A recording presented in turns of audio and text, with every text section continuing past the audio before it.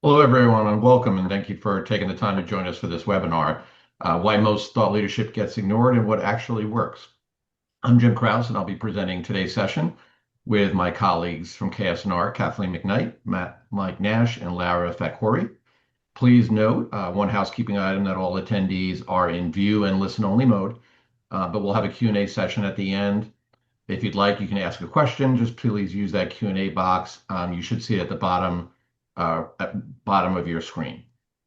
So let's get going here. Today, we're going to be talking about thought leadership, which is something most organizations are investing in more than ever, or at least thinking about it, and rightfully so. In many cases, it's good, it's thoughtful, well produced, and grounded in real expertise. But at the same time, a lot of it isn't getting the level of attention or impact it probably should or can, right? So we're really going to be talking about how do we optimize these things today.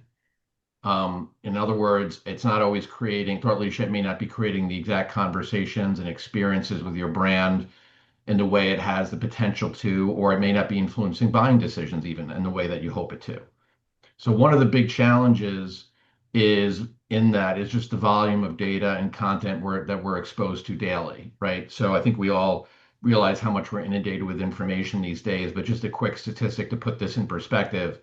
In 2024, there was an estimated 147 terabytes of new data created every single day in the world. That figure is supposed to grow to 330 terabytes by 2035. So if the thought leadership you're putting out there isn't highly relevant and informing business decisions, your target audience isn't giving it the attention that you seek. So what we want to do today is step back and look at three things. One is just very quickly why thought leadership is so important in today's dynamic business environment. The second thing we'll cover is what actually works. So what separates thought leadership that truly shapes how buyers think and what they do next. And then the third area we're going to cover is just spending some time getting to how do we actually do that in practice, right? So that's really the important thing, and we'll get to that in short order. Here's our speakers today. As I mentioned, I'm Jim Kraus, president of Buyer Persona Institute, and we're a division of KS&R. Kathleen McKnight is president of KS&R's technology practice. And just so we can get Kathleen talking a little bit, Kathleen, let me just ask you a quick question. When you look at thought leadership, Kathleen, that really stands out, what's one thing it gets right from the start? I think what's really important is to build your thought leadership in a way that brings provocative or fresh ideas that's different from what everybody else is talking about or brings a different point of view. Decision makers can only read so many studies that talk about how AI is changing the business landscape. We know that. So Great. I know we'll get into more of that later. Then we've got Mike Nash. He's our Chief Growth Officer. And Mike, what's one thing you see that separates insight that actually holds up from insight that doesn't? Good afternoon, everyone. Yes, I think the world is awash with data, as Jim mentioned before. I think we have enough data. I think now the insights really do need to come forward. And I think there's two things that we stress, and we'll hear more about in our conversation, is some sort of primary research, right? That is our obviously claim to fame in one way, so we're a little bit biased towards that. It doesn't have to be huge, giant quantitative studies, but some sort of market voice, not just your opinion as an author. And then the other second one is to make that insight shine and to really continue to have it transcend the business is to really tell it in a storytelling way. And we'll get into both those issues that a static bar chart is not the mechanism anymore. And you see more and more journalists getting into this thought leadership world for good reason. And that helps kind of tell that story in a more provocative way to push the agenda forward. Thanks, Mike. And then lastly, we have Lara Fakhoury. She's our VP of Marketing. And Lara, where do you see the biggest missed opportunities when it comes to activating thought leadership? Yeah, hi everyone. That's a good question, Jim. We'll talk more about this later. But I mean, in my opinion, teams often assume that the strong content that they create will carry itself, right? So in reality, even great thought leadership has a short shelf life if it isn't actively used internally and externally. And that gap is rarely the idea itself. It's how consistently and effectively the idea is activated. So we'll talk all about activation a little bit later in the presentation. Super. So we're going to get into all these in a little bit more detail, but just to kind of give you a flavor of some of the key topics, I wanted to get us going here by just talking about a straightforward definition of what thought leadership is, right? So we're all on the same page. So thought leadership is a combination of original insight and clear perspective. At its best, it doesn't just share ideas, it changes how people see a problem and what they do next.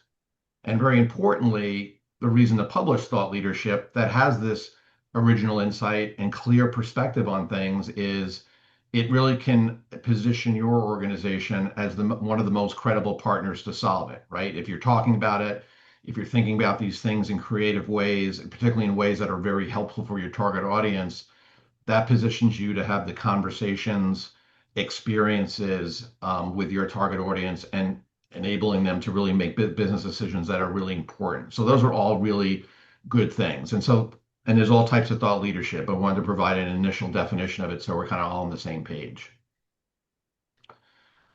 So is thought leadership important? You bet it is. Here's some compelling statistics from a recent global survey with 1,000 business executives. And this was done by the Global Thought Leadership Institute, or GTLI. And if you're not familiar with GTLI, I'd really encourage you to search out their website. They promote best practices when it comes to thought leadership. They provide certifications, they sponsor events. If you're active in this world, they're just a great organization to get plugged into. And one of the things they do is they do research around thought leadership. And you can see just from these statistics that 97% of thought leaders, global executives say thought leadership helps them make better decisions. 93% say their organization is better off applying these thought leadership lessons, and 81% actually ascribe quantitative business value to thought leadership, right? So it is something that's valued. There's another study that was done last year where almost 60% of executives said they spend an hour more a day, an hour or more a week reading thought leadership. So it's used and it's valued, right? And I think it's something we intuitively all know, but it's great to see actually hard data and recent data around that. So at a high level, the data is very clear, right? Thought leadership is influencing how executives think and what they do. And in many cases, that goes all the way to the actual purchase decision. Now, this is a super compelling statistic, again, from the same GTLI survey with 1,000 senior leaders across the world, said that they have made a purchase decision based on thought leadership that they've consumed in the past quarter. So just stop and think about that for a minute. So there's a offensive way of thinking about this, saying that this is a good thing we want to be doing. From a defensive perspective, if you're not putting this kind of thought leadership out, you can bet that your competitors are, right? So it all depends how you look at this. But bottom line is it's really important, and it really has an impact on the experience they have of your brand, the credibility of your brand, and your expertise in key areas that you think about. So that's the good news. So what we've seen, just seen that thought leadership is influencing decisions and even purchase behavior. But here's the disconnect on this chart. And this is another survey that was done with global business leaders in the last couple of years, where they just rated the thought leadership that they can consume. And only 15% of thought leadership is actually considered very good or excellent. And that's just not good enough when it's shaping business and purchase decisions. We can do better, right? So there's two ways to look at this. The glass half empty, this is a challenge for all of us, right? As that thought leadership producers face. And the bar is getting higher and higher for what is high quality thought leadership, meaningful thought leadership. But it also, glass half full, is it presents a huge opportunity for us, right? Because if you're the organization that can really create thought leadership and content and points of view that stands out, that's going to give you a leg up in your organization. So the question is now, right? So we can all agree fundamentally to this. We can argue the statistics, although I think they're pretty compelling, is how do we go from good to truly great thought leadership that informs, that inspires, that leads to the kinds of positive actions that help your target audience and help your own organization, right? So that's what we're trying to do here. So there's three things actually that we're going to talk about in terms of what gets it done, right? And we're going to talk about these in the terms of three pillars that can separate your thought leadership from the rest of the pack. This is thought leadership that breaks through. It gets noticed. It leaves a tangible, positive impact with the consumers of it. and it influences buying decisions, and it facilitates conversations you want to be having with your clients. So GTLI publishes a list of their top 100 thought leadership producers, and these are actually the same three criteria they use in that evaluation. We also have executive survey data that corroborates the three things that you're looking at. So let's just quickly take these one by one, and then we're going to get more into, well, how do we actually do this, right? So pillars, one, fresh thinking. So delivering new perspectives and original insight that moves beyond trends and commentary, right? There's a lot of studies out there that just describe certain things, right? What's happening in the marketplace, what's happening with the consumer base, and those are all well and good. But if you really want to break through, you want to go past that. You want some fresh, original thinking that actually meets a specific audience challenge or opportunity that they're wrestling with, right? How can you be as highly relevant as possible and bring this new, fresh perspective to bear? The second thing is evidence-based insight, right? We do a lot of interviews with executives around thought leadership, and we hear time and time again, the credibility is so critical because it not only has to be something they believe in, we often hear for them to take it to their stakeholders, their internal partners, and their C-suite leaders that are making decisions. It has to be backed up with evidence that is strong. And then third is actionable impact, right? So you're giving them insights and a point of view that actually informs key decisions and can facilitate certain decisions they're making in their business.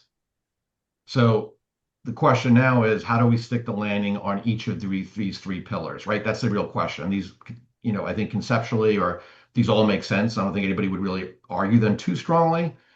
But I'm going to turn over to Kathleen now to talk about this first pillar and how do you get your thought leadership efforts off to a great start, right? One of the things we often see is people rush right into doing a survey or doing something around thought leadership, and they don't stop to figure out where should we even be pointing the arrow, right? So Kathleen, you want to talk about this next one? Sure. So again, like Jim said, I'm going to walk you through this first pillar and how we ensure that your thought leadership starts with the right focus.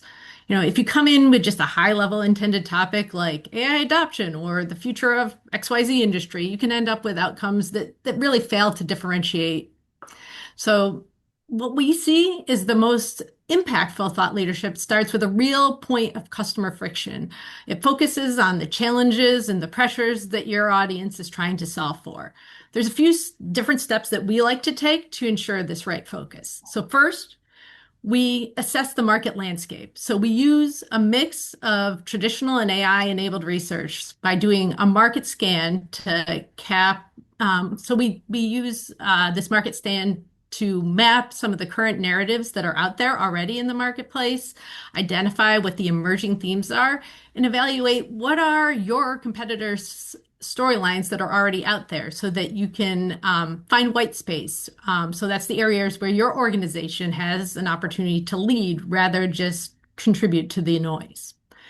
The next step we recommend after that is moving into a structured ideation. So we like to bring the key stakeholders together in workshops to confirm the objectives that they're trying to achieve with this particular thought leadership.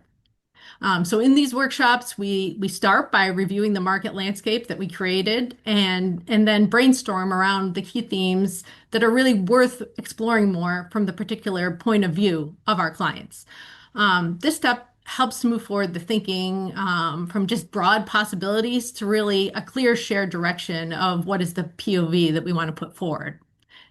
Next, what we find is helpful before moving forward and just launching a large survey, we want to really pressure test this. So we find it's helpful to conduct in-depth interviews or pulse surveys with some of the potential targets or even subject matter experts to ensure that we're speaking in the potential target or customer's language, as well as better understand which of the hypotheses that we generated in these workshops are actually the topics that resonate broadly and stand out.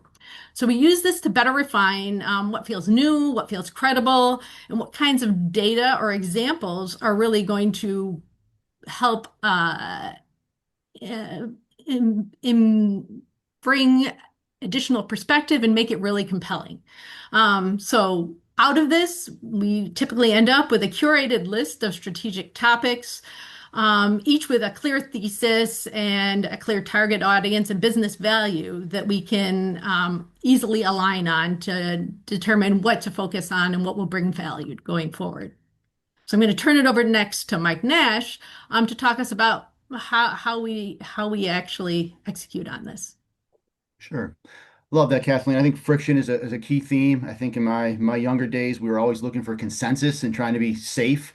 I think in this world around thought leadership, you're really looking for anti-consensus, right? You're looking for that friction. You're looking for things around the edges in that gray area to really have a unique point of view and not sound the same. Going along with that, in our second pillar here, this really is a human-led effort.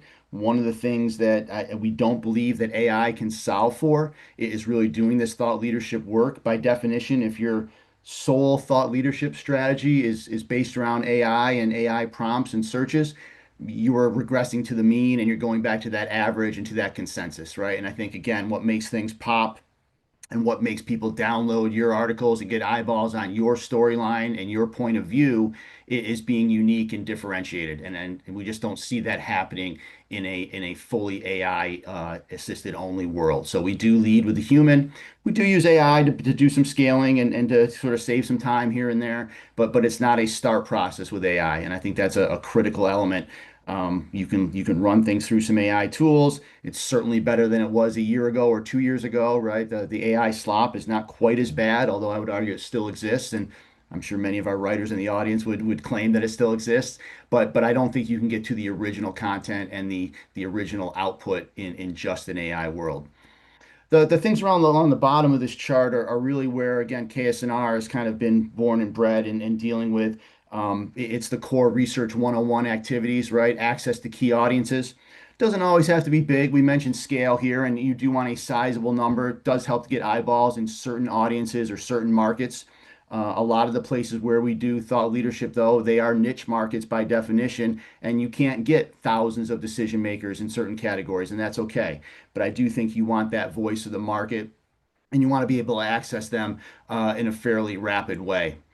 Intentional research design, again, yes, we have Likert scales and yes, we use traditional questions, but you've also got to be thinking a little bit differently and thinking about that narrative at the back end and how to work backwards from that maybe your Likert scales don't fit into that world, right? So again, you're really looking for that friction that Kathleen was mentioning, that hypothesis that you're chasing, and trying to write questions that fit that as opposed to fit some sort of traditional market research mindset. Data quality, KS&R spends an inordinate amount of time, effort, resources, people, tools on data quality. I mentioned earlier too, is that's all we have to stand on, right? We cannot afford fraud or bots or something negative in our data sets. We're using AI tools there. We're using a lot of just human eyeballs, looking for things like speeders and straight liners, using some IP tools to confirm that, if this person says they were answering from South Beach, Florida, that they really were in South Beach, right, based on their IP status. So a lot of activity here. We still are throwing out 35% of our completes on any given project because they weren't quality completes. We go back and refill those with quality. But if you're not checking your data, I think you're missing things, and there's a high likelihood that there is bad data in your set. And the last one is maybe the most fun one in some ways is the analytic rigor. Here we are really trying to do some things that are unique and do different things. We have an entire group of PhDs and data scientists that are helping us build frameworks, build models, build things that are a little bit more unique than, again, just a straight frequency or a straight bar chart. And I think that's a place where, again, it helps you stand out and it helps you put your point of view into a setting that is a little bit more understandable, a little bit more enjoyable to read. And I think we'll talk about that on the next page. Jim, if you want to just go to that next page for us, please. Back to the rigor comes out in a couple ways, right? We've built some beautiful models over the years. I think if any of our data scientists or PhDs are on the call, we had some fun stuff. And the problem was it took us 2 pages to describe what we did to get that beautiful model, right? And that doesn't fly, particularly in today's world. So you've got to balance this lever of simplicity with something a little bit more forward-looking and maybe even complicated. I used to say kind of make it look like the USA Today. Obviously, our younger staffers don't even know what I'm talking about when I say that, and in some ways, that was almost too simplistic. But you can have these structural equation models that require a PhD to understand, right? So it's somewhere in between those two.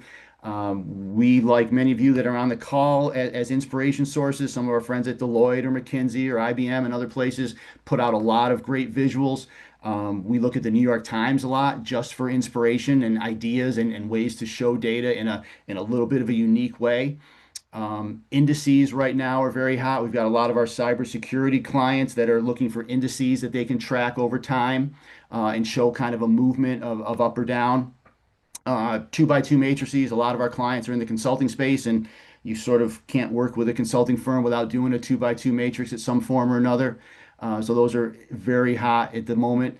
Dashboards are also interesting. We put a lot of data up where the user, the reader, can come in, change the criteria, and say, "Hey, I'm with a mid-sized company in the gas and electric space," and that shifts the results. Right? They can see data moving in real time based on with their personal perspective. So that helps personify it a little bit or personalize it a little bit. So all these things are helpful in trying to make that thought leadership again stand out from the crowd.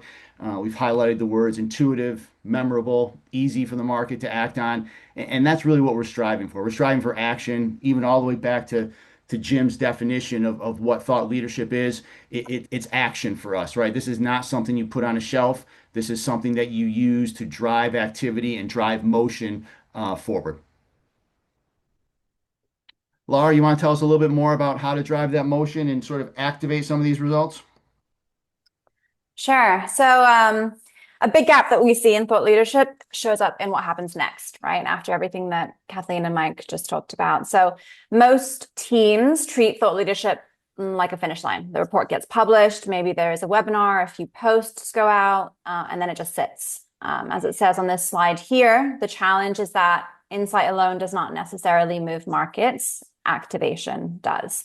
Activation is what turns a single piece of thinking into something that reaches people and resonates with them and actually gets used. And there's no single playbook. I mean, every organization is different, different goals, different differentiators, audiences, stories, and the strongest activation strategies reflect what those businesses are actually built for, right? So when activation works well, ideas become easier to understand, easier to engage with, easier to apply in real decisions. And ultimately, the value of thought leadership can be determined by how effectively it's actually used. And that concludes, as we say here, conversations that it sparks, experiences it creates, decisions it influences. Organizations that get the most out of their thought leadership are not always producing more content. Producing lots of content is a lot easier these days. They're actually finding ways to extend the life of their ideas, adapt them for the different audiences that they have, apply them in meaningful ways over time. And that's where activation starts to create a real return. So Jim, we can move on to the next slide, where we've outlined some key principles of activation. First, here on the left is make ideas concrete. So the reality is that thought leadership often operates at a really high level. It focuses on trends, implications, big ideas. The difficulty is that most audiences are not looking for abstraction. There's plenty of that out there. They're trying to understand what something means for them or for their business and what they should do next. So strong activation brings ideas down to a level that people and businesses can use in that moment. That can mean breaking larger themes into smaller, more focused pieces or translating a broad trend into a specific implication or decision. Because if someone cannot quickly understand and internalize this idea, it becomes much harder for that idea to spread or influence actual action. So then here in the middle, design for participation. A lot of thought leadership today is designed to be consumed. Everything is designed to be consumed. People read it, watch it, scan it. But the most effective activation creates space for participation. So that can take the form of discussions, workshops, or multi-perspective conversations where ideas are explored even in real time. And so when people engage with an idea and they question it and connect with it in their to their own experiences, it becomes much more meaningful. That process increases understanding and retention. It often leads to new perspectives that extend that original insight. And then lastly, on the right here, it's build momentum over time. So another challenge is that activation can often happen just once and then it stops. High-performing programs will take a different approach. They build momentum over time. So instead of just a single release, which we'll talk about more in a minute, they create a series of touch points that reinforce and evolve that idea. So each interaction adds a layer of understanding rather than repeating the same message. It also helps when thought leadership shows up in places where conversations are already happening, right? So within client discussions or industry events or media publications. And when ideas appear repeatedly, and everyone on this call knows that I'm a big fan of repetition, when it appears repeatedly and in relevant contexts, the audiences become more familiar and more likely to influence thinking. And then on to the next slide is really treating activation as a system. So that means treating activation like a system is really where programs can start to lose value, because in a one-off approach on the left here, it's a fairly linear process, right? So research is completed, the report is published, it gets promoted for a short period of time, and then attention maybe shifts elsewhere. That approach can create visibility, but then it tends to fade quickly. It's less memorable. Stronger programs, like on the right, they think more like a workflow. The same insight is activated across multiple formats and multiple teams. It shows up in marketing, in sales conversations, in client discussions, and ongoing content over time. That system should be built around the business itself, the priorities that you as an organization are trying to drive home, the audience you need to influence, and most importantly, where you can uniquely add value. So over time, those interactions generate new questions and new perspectives, which can then lead to additional insight. And then the work continues to evolve and kind of starting again there, and not ending after the initial release. And so this is really how thought leadership stays relevant and continues to influence decisions over a longer period of time. This cycle has really become one of our pet peeves and really a focus in ways that we didn't really think about 4 or 5 years ago, probably before Lara joined the firm. And it is one of the issues where you write a great survey, you write a great flagship piece, right? Some sort of 20-page white paper, and then all of a sudden you're on to the next topic, right? And I think you lose on the editing floor a number of great questions that were in that survey, a number of great points that don't make it to that flagship piece, a number of snackable or consumable data points that could be used in other ways. And it really does take somebody to kind of keep feeding that system and make it more of this circular feedback loop that Lara's mentioning rather than the kind of linear stop and start piece. And I think people get much more value out of it. And it's hard for us as outsiders in a firm trying to push that agenda for our clients, but we're trying to, because I think there's a lot of great insights that get left out of that main white paper that could be reused and rehashed in different ways throughout the course of a year or even 18 months. So we've got a couple of quick takeaways here, and we're getting several questions in from the group, so I want to make sure we can address those. But just to wrap up some key takeaways, if we leave you with nothing else, number one is thought leadership has never been more important. If your brand isn't help shaping conversations, somebody else's will. There was another study that was done last year where it said 70% of B2B buyers are already well into their decision journey before engaging with sales. They're forming opinions of you and figuring out whether you're somebody that's capable and has the expertise they need long before they're ever talking to a salesperson in your organization. So you need to be out there in this market. Most content blends in. The opportunity, right? Let's think about this as an opportunity, is to stand out. And too much of today's content feels a little familiar or expected. And only 15% of thought leadership, as we said earlier, is exceptional. That creates a great opportunity for all of us to really differentiate ourselves. Start with audience friction, not topics, right? Compelling narratives start with some type of tension, right? We identified early, don't retrofit it later. Figure out what that tension is up front. And then lastly, activation creates compounding impact. It turns insights into conversations. It turns conversations into experiences. And it turns experiences into actual decisions, right? And that's ultimately what you want your thought leadership to facilitate. So let's take some questions. I've got a few. I can take this first one. This is from Audrey. Do all thought leadership programs have to have a quote unquote problem as their foundation or a friction?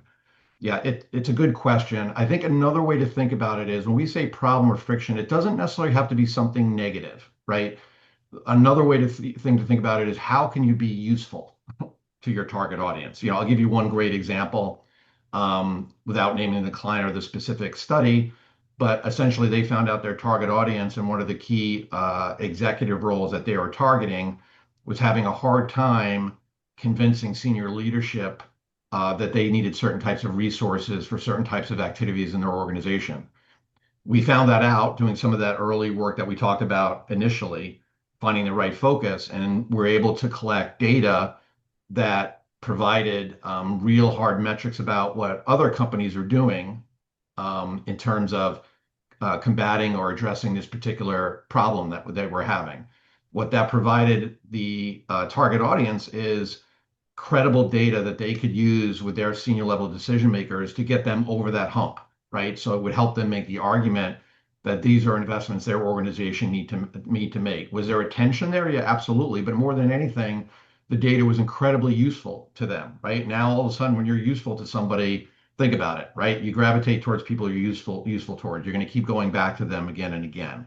So that's maybe a better way to think about it. Don't always think of friction as a negative or a challenge. Right.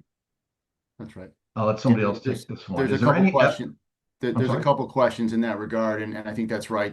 That friction is not always negative, right? I know it sounds that way, but I think you're really looking for two points of view and trying to debate those almost, right? Think about your old debate classes in high school, right? You're trying to find a level ground where your solution indirectly fits, right? You're not trying to sell in these pieces. I know there's one question here from Gene regarding, marketing and press and being different audiences. And that's right. There's different buyer types through all this stuff to keep in mind.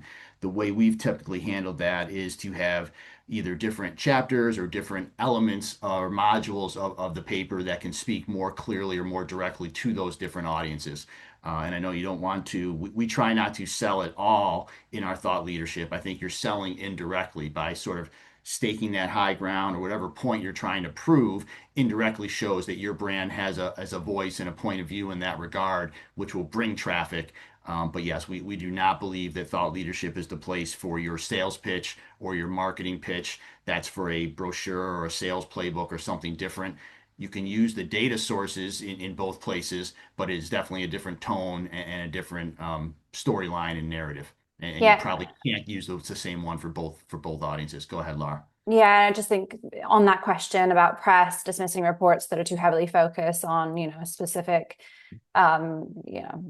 buying decision, conversation, whatnot. I mean, to Mike's point, yeah, you can start with this foundational piece, and then again to like the repetition and being able to break it down into multiple, more targeted pieces. I know press you have to be very targeted with what you are pitching to them, right? So create the original piece in a way that can then be chopped up into shorter, more focused versions that may apply to media publications better. Laura, maybe you can take this next one. How much do you consider SEO or AIO in how you write, publish thought leadership? I know we do a lot of that in our own organization. So you want to talk about that for a minute? Yeah, I mean, you have to consider it. SEO, AEO, which is like AEO is a moving target right now. It's obviously considered, especially when you're posting the content on your own website, right? But kind of to my last point, that is one application of the thought leadership, but you're then taking that and you're repurposing it in a number of different formats where you don't have to necessarily consider the SEO, AEO world nearly as much. So like for us, I obviously consider that for everything we put on our own website. But then when we are either pitching it to media or whatnot, creating versions for internal, for conversations with clients, like you don't have to nearly as much. So, but I do think there is a place and a time for it. And we're all trying to solve for that puzzle right now. Yeah, AEO is definitely unknown. I think the latest trend is listicles, right? Everyone wants to throw a listicle in there someplace, and that they feel that's getting picked up more. I don't know if that's true or if that'll stay the same, right? Question and answer phrases at the back, again, backing into kind of chunking up your piece a little bit, sometimes seems to work better with that AEO world. Again, not sure if that's going to stay that way or how these algorithms are created, and I don't think anyone knows. But I think back to Lara's point about having a system and kind of trying to touch all the bases and not just having that one giant flagship report, but having chunkable pieces in different formats and different flavors covers your basis, right? I just don't think there's an easy answer to that, but the more variations and types of way that you're telling your story on that topic will give you a better score from that searching mechanism. We have another question. Is there any evidence that people are finally sick of the ghastly PowerPoint slide deck? And I don't think we have any hard evidence that the PowerPoint slide deck is dead for any reason. I think just based on what we've been talking about, and I won't beat a dead horse, is, and a lot of what Lara had talked about is you want to think about different formats, right, for different audiences. People prefer to digest information in different ways. They also prefer to digest information in different ways at different times, or depending on what device they are, or depending what time of day and they have in terms to be able to consume that content. So it's good to put it out in multiple formats. One of the things we always say, I know Larry always preaches this to us as well, and we talk to our clients about it, is just keep getting it out there in different formats, right? Don't feel like if you're putting something out there in 5, 10 different formats, different lengths, different mechanisms, whether it's video, audio, static content, don't feel like there's going to be nobody that's going to find all of them, right? And they're going to get sick of you. It's more going to be they'll probably see one of them, maybe two of them, right? And if you have links to them, you can send links to them to the different formats that they do prefer. So I don't think the PowerPoint is dead. I would just say it shouldn't be the only thing that you're using. You're leaving some value on the table for sure if that's all you rely on. Right. Sometimes in the right setting, right? Like a one-on-one with a sales interaction or something like that, a PowerPoint can be perfect. But in other places, being able to delve and dig into insights and something interactive like a dashboard is much better, to live on your website. Yeah, and I have think, another. Go sorry. ahead. I was going to say, like, think about how we all consume on a day-to-day basis. Like, it's most often not happening all day long on our PowerPoint, right? So either you're on social or you're reading an article, or reading a book. I mean, there's just so many different forms, and it's not always PowerPoint. And I have Kathleen just another question. mentioned the Salesforce, and we haven't talked a lot about them lately, but I would again engage them earlier than later in your conversations as you're building your thought leadership plan. They can be a powerful asset and champion of that work. And again, they often require a bit of a different format, right? Whatever you hand in to the newspapers or to the blog sites or to your own website is probably not what you're going to give a salesperson to go out and talk to a customer with. And I think that's another place to be creative and to get that point in a slightly different way that they can find useful, which also again feeds this loop of making sure that there's movement and it's not just a static piece of data sitting someplace. Yeah, I want to get this question in just because it kind of goes to some of the earlier questions about friction and at pillar one, that's starting with the right focus, right? Really, it's the foundation of the pyramid. And the question is that first pillar where you're doing that legwork to figure out where do you even point the arrow often gets shortchanged in our organization. Any advice for how to sell the importance of values of those initial internal activities and market scans? Kathleen, maybe you want to take this one, pillar one. I mean, I think what really the proof is in the pudding for those who have done it and come out with a story that maybe doesn't feel differentiated. But I think what is important is when you spend the time, and usually it is just a couple of weeks additional time versus just going straight to like survey creation, you are able to more thoroughly through what the end story will be rather than having to shape that after the fact. Yeah, I have another question related to this. I'll take a shot at this one. This came in from Monica. From your experience working with clients, what's your favorite part of the thought leadership process, especially when it moves from quote unquote interesting insight to something that truly resonates and drives impact with real audiences? Um, to me, other folks can chime in here, but for me, it really starts off with that first start with the right focus, because what inevitably happens is when you do that legwork up front, you just have such a intimate understanding of what's out there in the market around a particular topic area or topic areas. If you've actually talked to your target audience in a very in-depth way, you get to understand what are the true challenges and pain points that they're dealing with and the important decisions they're trying to make. And what's really exciting about that is when you go to the quote unquote research stage, where if you're doing survey research as an example for it, you just have so much confidence in where you're focused because you know what you're going to get is going to be helpful because you've done the work ahead of that to know it's going to be helpful rather than just throwing darts on a board and hoping that one of the questions that you put out there is going to be useful to somebody.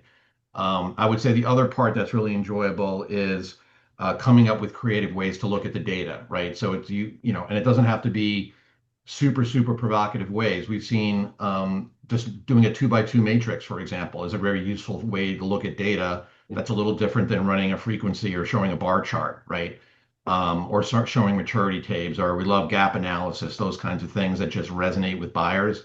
So if you can figure out what the right target is, you do high quality, insightful research where you really write the questionnaire with intent, and then you come up with creative ways to analyze the data where you know it's going to be helpful for the target audience. That's a really satisfying place to be, right? And they're all linked together, right? But it starts off at the beginning.